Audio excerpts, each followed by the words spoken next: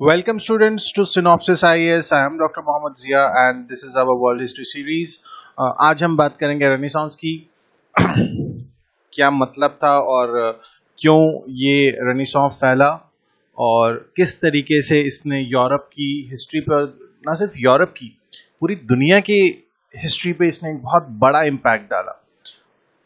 Renaissance कोई एक as such revolution नहीं था जो एक फेज में आया और ख़त्म हो गया।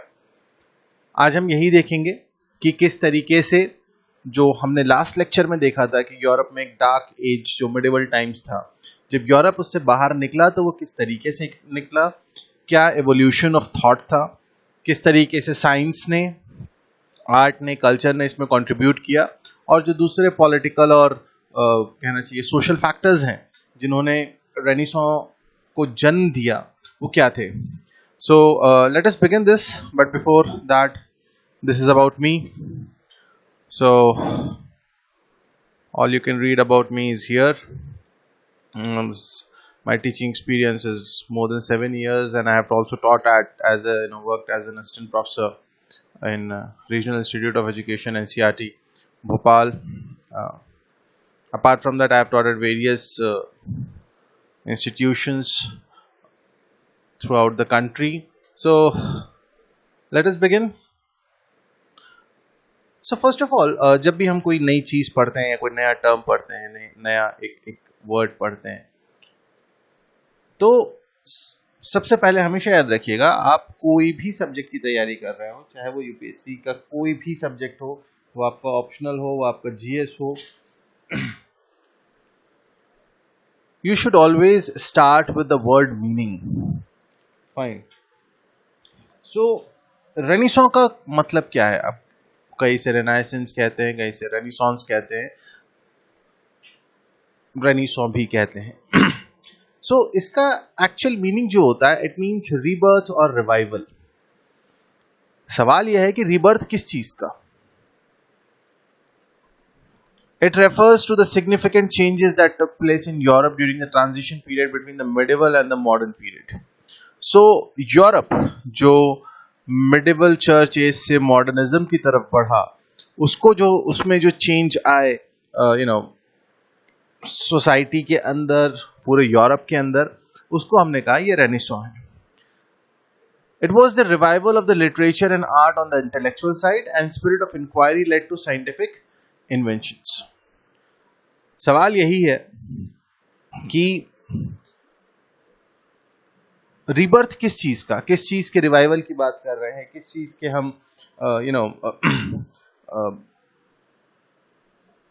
पुनर्जन्म जिसे हम कहते हैं हिंदी में, उसकी बात कर रहे हैं। बेसिकली जो ओल्ड ग्रीको रोमन कल्चर था, जो ओल्ड ग्रीको रोमन सिविलाइजेशन था, या जो ओल्ड ग्रीको रोमन हिस्ट्री थी, ये उसके रिवाइवल की बात कर रहा था। ना सिर्फ not only in the field of just let's say as a part of history, but art, literature, religion, philosophy, science, politics, हर चीज में, because चाहे वो ग्रीक civilization हो या रोमन empire हो, they hold a very high place in the history, in the world history. So it was a revival to that. And one more thing that this whole Renaissance talked about was the spirit of inquiry. Initially हमने जो last feudalism में देखा, या जो church का जो role देखा, वहां पे हमने एक चीज ये देखी कि जो भी बाइबल में लिखा है उस पर सवाल ना किया जाए, वो जो है वो है, या जो चर्च ने कह दिया, या जो पोप ने कह दिया, या जो भी आपका बिशप था, एबॉट था, या जो पोप था, उन्होंने जो भी कह दिया उसे फाइनल माना गया, उस पर इंक्वायरी नहीं की गई।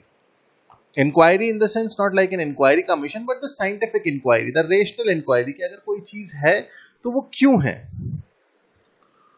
सो ये इस चीज के रिवाइवल को हमने रेनेसांस कहा।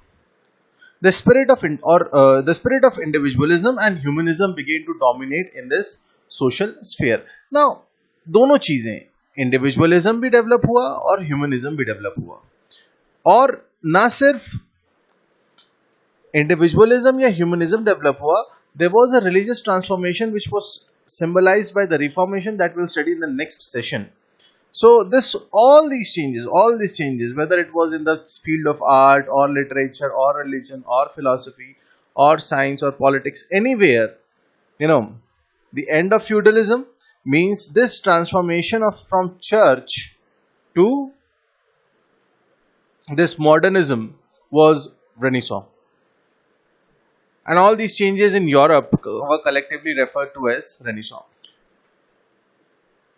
अगली चीज जो हम समझें कि रेनेसां का जो टाइम पीरियड है रफली, क्योंकि ये कोई एक दिन का या एक पर्टिकुलर टाइम फ्रेम का रेवोल्यूशन नहीं था, so it can not be bounded to time, but the main centre of renaissance was Italy. जो रीबर्थ का जो बर्थ हुआ वो इटली में हुआ. और ये जो टाइम पीरियड माना जाता है जिसको हम रेनेसां कह रहे हैं, it is somewhere between 1300 to 1600 AD. Please note this down.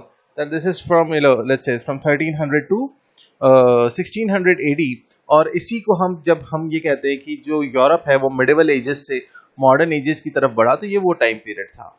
लेकिन ये रेनेसां की शुरुआत कहाँ से होती है? ये रेनेसां की शुरुआत होती है इस रीजन से.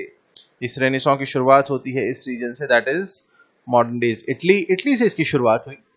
अब सवाल यह है कि why Italy was the birthplace of Renaissance? Why not somewhere like Spain, France, or the Roman Empire, or the Hungary, or anywhere, Lithuania, या England, as such अगर हम समझें, कहाँ वहाँ सब से ना होके जो हमेशा से ये जो Spain, France, Roman empire, Germany या इंग्लैंड, ये हमेशा से यूरोप के हिस्ट्री में और यूरोप के पॉलिटिक्स में इनका बहुत इंपॉर्टेंट रोल रहा है. ये वहाँ ना होके ये इटली से क्यों शुरू हुआ? अगर आप 15th सेंचुरी की इटली को समझें, so it was like any other place in Europe. It was somewhat different. It was different. Why? First of all, it was divided into independent city states, each with a different form of government, like city states थे. जैसे ये Kingdom of Naples था, ये मिलान, Venice, Florence, इस तरीके के different city states. Here it was Sicily. So they're like various city states में था, divided था. Florence, where the Italian Renaissance began, was an independent republic. So this Florence is very important. Because this was the time where this is the place basically where from the Renaissance will begin. Also, it was the banking and the commercial capital, and I'm sorry, after London and Constantinople, this was the third largest city in Europe. So this Florence, Europe का सबसे बड़ा शहर जो था वो London था. London के बाद दूसरा सबसे बड़ा जो शहर था वो कॉन्स्टेंटिनोपल था. कॉन्स्टेंटिनोपल आज का इस्तांबुल है. और the third, and after that Florence was the third largest city. This is Italy in 1494. 15th century के एंड तक ये इटली था, which was divided into city states. एक चीज ये. But if you will see the trade route from here, it was the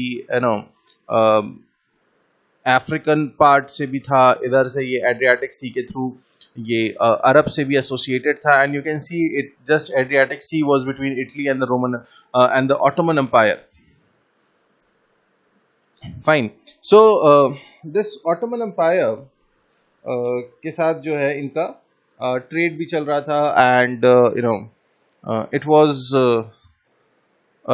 was basically between the Arab world and the rest of the Europe. So Italy was same. See, अगर आप बंगाल को देखोगे तो Bengal was the link between East Asia and rest of the India, क्योंकि सारा जो trade था वो पहले बंगाल आता था. अगर हम इंडिया से इसको थोड़ा सा कंपेयर करें, उसी तरीके से उस वक्त इटली की भी सिचुएशन यही थी, that it was the connecting link, or it was the connection between Arab world, which was most dominating at that point of time, and the rest of the Europe, accessible by sea. Obviously, just it was across Adriatic Sea, and here you can see you can reach Africa. Here you cross Mediterranean Sea and you can reach Africa. It had great trading cities and banks, but that all trading cities and banks were controlled by the Catholic Church. They grew their own crops, they acquired their wealth, and was the original site of Roman Republic and Roman Empire. So this Italy was different. It was a geographic, intellectual, and economic intersection. So why whenever something, आप India में भी देखोगे कि बंगाल का जो Bangla literature है, it had grew like anything. Starting में हमारा जो रेवोल्यूशन भी चला वो बंगाल से चला. बंगाल लिटरेचर की अगर हम बात करें तो गुरुदेव Rabindranath Tagore, he was the first Asian to win a Nobel Prize. He was from that region. Why these things happen? Because whenever there is a junction, like Italy was a junction, Bengal was a junction of trade, especially. So it is not just a junction of trade. It is basically the confluence of ideas that is coming in. वो सिर्फ geographic intersection नहीं है, या वो सिर्फ trade के नाम पे ट्रेड का इंटरसेक्शन नहीं है, वो इंटेलेक्चुअल इंटरसेक्शन भी है. और जब भी इस तरीके के कोई कहना चाहिए कि इस तरीके का कोई भी एक जंक्शन है जहां पे इस तरीके की ट्रेड है, सो that always lead to confluence of ideas, and whenever new ideas come, there is growth of urban centers is there. There's growth of intellectual are there. People used to patronize art and literature. So these are the impacts. So Italy was at that position. The several Italian city-states were in fierce competition with each other. This stimulated progress in several dimensions. So these, like whether it was Sicily or Naples or Florence or Venice or Genoa, they all were in competition with each other, and they were like in a healthy competition. उससे क्या हुआ? उससे उनका एक positive growth की तरफ वो बढ़े. Venice and Genoa were powerful throughout the Mediterranean Sea and constantly brought new people, products, ideas, and procedures to Italian mainland, even if just temporarily. So, cities like Venice and Genoa, they also developed. Apart from that, this is the reason why Italy, why Italy was the birthplace. So, it was at the confluence of geography, it was at the confluence of economy, it was at the confluence of intellect, which ultimately led to the birth of Renaissance. Now, why this Renaissance occurred? Why this Renaissance occurred? We'll see factors one by one. First of all, reintroduction of the classical works. So what happened? That initially we talked about that कि ये Renaissance rebirth है, तो rebirth किस चीज का है? ये rebirth है old Greek and Roman civilization का, old Greek and Roman culture का, traditions का. And the most significant contribution of Renaissance was the resurrection and studying of ancient Latin and Greek literature. So what they did in that period, they started rereading, rather I will say, all those philosophy and texts and literature जो कि हजार साल पहले लिखे, मतलब हजारों साल पहले लिखे हुए जो टेक्स्ट थे, जो ग्रीक और रोमन एम्पायर और जो ग्रीक और लैटिन में लिखे हुए थे, उनको इन्होंने फिर से पढ़ना शुरू किया. The pioneering scholar in this was Petrarch. He lived for this period, and he collected and compiled the works of Aristotle and Plato. So Aristotle and Plato were like way old, लेकिन their work, क्योंकि we have seen what was the condition of Europe in medieval ages, church का domination, feudalism, और उन सब में इन्होंने क्या किया, ये इन्होंने रिविजिट और रीबर्थ रिवाइवल की बेसिकली बात की. His student Boccaccio was also promoted classical learning. So this is your Petrarch, and this is the student Petraccio. This is your Aristotle. This is Plato. So many Greek scholars who came from Constantinople spread ancient Greek literature in Florence. Now one thing else happened, which I must tell you, or I'll tell you in the coming slides. Stop for a moment. So in 15th century, so अब literature का, और कौन सा literature, जो classical literature था उसका promotion शुरू हुआ, क्लासिकल लिटरेचर का प्रमोशन शुरू हुआ. Pope Nicholas V founded Vatican Library in the 15th century. Erasmus edited the New Testament in the Greek language. Now ये बहुत सारी ऐसी चीजें हुई कि क्लासिकल जो लैटिन हमने जैसे पढ़ा था कि लास्ट सेशन में हमने देखा था कि लैटिन जो है that was the main language and that was not easily known to everyone. That was the reason कि हर किसी के पास एजुकेशन नहीं थी. तो ये जो क्लासिकल वर्क था, इनका कंपाइलेशन फिर से शुरू होता है, और ना सिर्फ कंपाइलेशन शुरू होता है, इनका ट्रांसलेशन भी शुरू होता है in the modern Greek languages. Impact ये हुआ कि pope Nicholas V he founded the Vatican Library. So these kind of works it started, the people started patronizing these works. While there was classical text in Western Europe at the start of Renaissance, many had been lost and existed only in the East, in both Christian Constantinople and Muslim states. हो ये रहा था कि अगर आप Ottoman empire को देखें, Constantinople बहुत बड़ा सेंटर था, उसका मतलब वहां पे क्रिश्चियंस भी थे. अभी हमने एक रीसेंट इवेंट देखा कि हाया सोफिया जो एक चर्च था, फिर उसे एक्वायर किया गया, फिर उसे मस्जिद में कन्वर्ट कर दिया गया, फिर उसको म्यूजियम में कन्वर्ट कर दिया गया, वापस उसको उसके एक हिस्से को मस्जिद बना दिया गया टर्की में हुआ. ये इस्तांबुल में हुआ और यही बेसिकली ये जो स्ट्रक्चर है या सोफिया की जो हम बात कर रहे हैं, ये एक क्रिश्चियन हिस्ट्री का और उसका एक बहुत बड़ा सेंटर था. और कॉन्स्टेंटिनोपल जब मुस्लिम्स ने ऑटोमन एम्पायर ने बेसिकली जब उसे ऑक्यूपाई किया तो उस चीज को डिस्ट्रॉय नहीं किया. और ऐसा भी नहीं था कि सुल्तान अल फातेह जिसने कॉन्स्टेंटिनोपल को जीता था और he is credited with building the largest cannon ever in the history of the world. Sultan Al Fateh जिसने कॉन्स्टेंटिनोपल को कॉन्कर किया.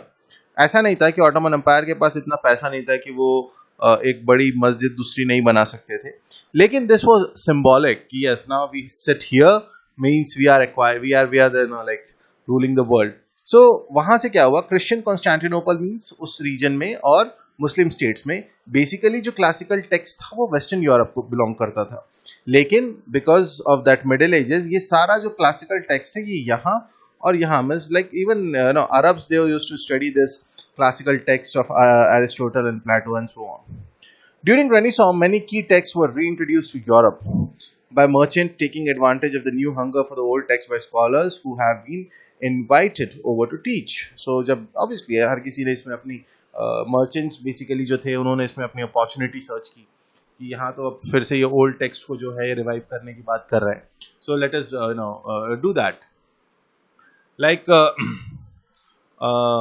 in 1396, we're talking in the 14th century, chair for teaching Greek was created in Florence. Florence हमने पढ़ा एक important center था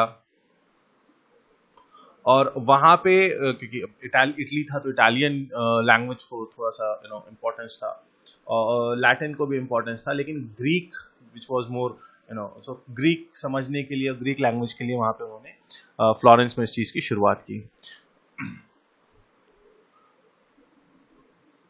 और इस काम को means this the one who was appointed to choose to teach Greek was Chrysoloras and he brought him with him the copy of Ptolemy's geography from the east. So not just the idea, the philosophy, but geography, history, इस तरीके के भी जो इनसे related जो classical text थे वो भी reintroduce होते हैं. In addition, a huge number of Greek texts and scholars arrived in Europe with the fall of Constantinople in 1453. Now, this date and this fall of Constantinople is very crucial in the world history. Constantinople was like the center, Byzantine Empire का हिस्सा था और Byzantine Empire mostly Christians का था, Catholics का था. और उस वक्त जो सबसे बड़ा, मतलब उस वक्त आप ये कह लीजिए कि सबसे बड़ी जो स्ट्रॉन्ग मुस्लिम पावर थी वो ऑटोमन एम्पायर थी. और ऑटोमन एम्पायर ने 1453 में कॉन्स्टेंटिनोपल को, अभी जो मैंने आपको बताया सुल्तान अल फातेह के बारे में, उन्होंने उसे ऑक्यूपाई किया. तो हुआ ये कि जब कॉन्स्टेंटिनोपल को मुस्लिम्स ने, ऑटोमन्स ने ऑक्यूपाई किया तो वहां पे जितने स्कॉलर्स थे, जितने ग्रीक और जो भी इंटेलेक्चुअल्स थे और स्कॉलर्स थे, वो क्या हुआ, वो लोग मूव करे किस तरफ, इटली की तरफ और वेस्टर्न यूरोप की तरफ. And they themselves brought उनके साथ अपने साथ में बहुत सारा text and definitely the intellect that they brought in. So that also contributed in this reintroduction of classical work. Then because of that, there was a rise of intellectuals. Like an important feature of the Middle Ages was that the rise of literacy. People learned to read and write Latin and also vernacular language. So अब क्या हुआ, एक जो change इस दौर में आया वो ये आया कि the people were not just limited to the knowledge of language, of the Latin language, but उन्होंने वर्नाकुलर्स को भी इंपॉर्टेंस देना शुरू किया. It was like both the way. So encouragement was provided by large number of clergy, bureaucrats, lawyers and merchants. They needed some sort of education to carry government activities. Therefore, in 14th century we saw the rise of the schools in Italy. Even the commoners got interested in reading classics. They sent their children to higher education. This period saw the emergence of universities like Paris, Naples, Oxford, Cambridge. This was that time period जब ये renowned universities and schools they started emerging. So obviously this ultimately led to what? This ultimately led to the spread of knowledge, and spread of knowledge lead to obviously a new approach and a new thinking is there. Then the most critical thing, although very small invention, but actually it changed the world. Small in the sense not by the मतलब उसकी importance से small नहीं था. John Gutenberg ने, इन भाई साहब ने, ये वाले जो भाई साहब हैं, इन्होंने क्या किया, इन्होंने इन्वेंट की प्रिंटिंग प्रेस. और इस प्रिंटिंग प्रेस ने जितना रेनेसां को कंट्रीब्यूट किया वो किसी ने नहीं किया. और इन्होंने सबसे पहले क्या किया, ये दिस इज एक्चुअली द गुटेनबर्ग्स, ये उनकी प्रिंटिंग प्रेस थी और ये उनकी प्रिंटिंग प्रेस में छपी हुई बाइबल थी. सो उन्होंने बाइबल को प्रिंट किया. इससे क्या हुआ? The dissemination of literature became fast. William Caxton was the first to set up printing press in England. Later many printing presses were set up throughout the Europe, and these were like these printing press ne actually they provided the motivation. It actually जो fast dissemination of knowledge, intellect, thought process, thoughts का था, वो शुरू हुआ because of this printing press. So in spread of Renaissance, in the whole Renaissance movement was widely dependent or widely inspired by the discovery of this printing press. Then patronage of rulers, popes and nobles. So in 15th century Italian cities came under the rule of influential families.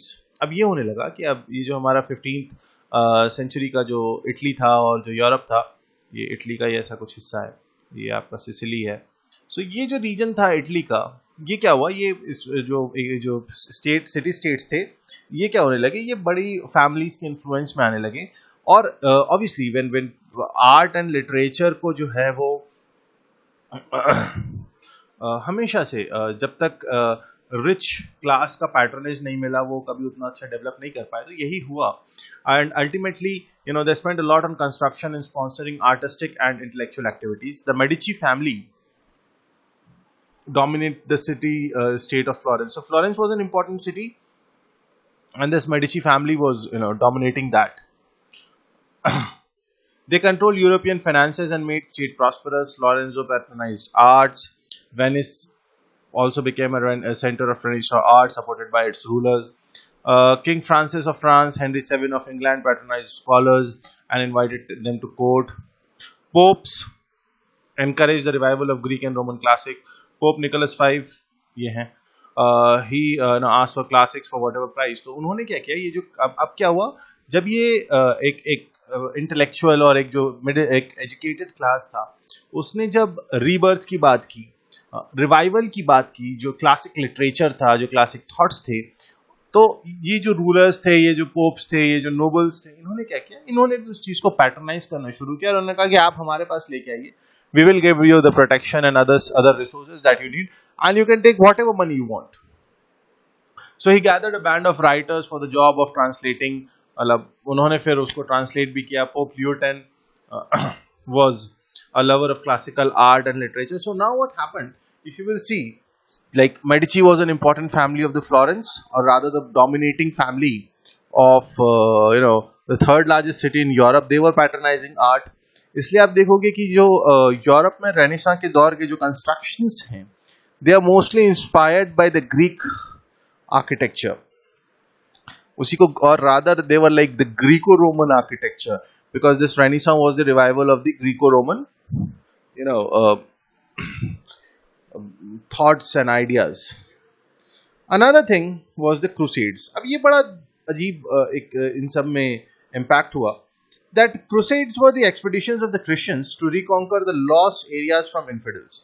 उस point of time पे because ये वो दौर था, let's say हम 1088 में जब पहला crusade launch हुआ, अगर हम इसी time period की बात करें, ये वाला जो time period था,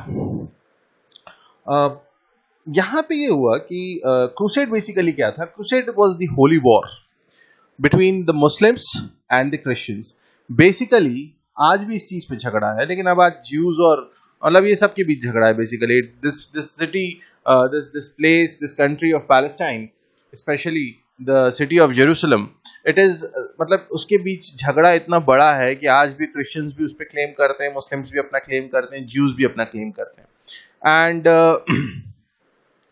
so उस time पे Jews were not that dominating.